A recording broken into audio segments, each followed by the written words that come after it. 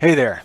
Many of you have heard the story of Thales of Miletus because he's credited as being the world's first options trader.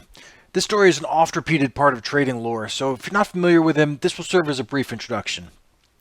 Before we get into Thales' story, let's define a financial option just so we're on the same page here. A financial option is the right, but not the obligation to buy or sell the underlying at a certain price.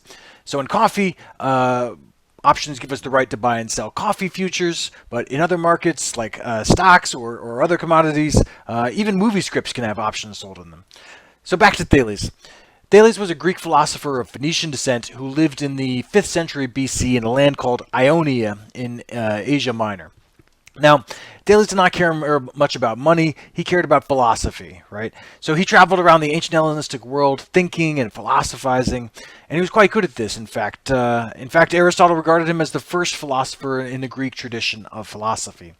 But as I said, Thales was poor, and I guess it showed in his clothes because he was walking down the road one day thinking about important stuff when a man passing him on the road laughed at him for his haggard appearance.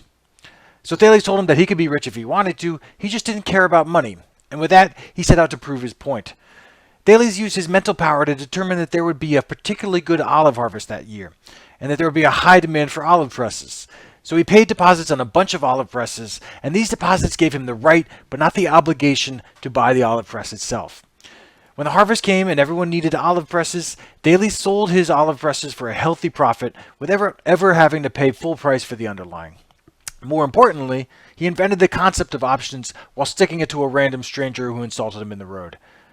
Now, in addition to creating options, Thales is famous for moving away from mythological explanations and more towards rationalistic explanations of the world.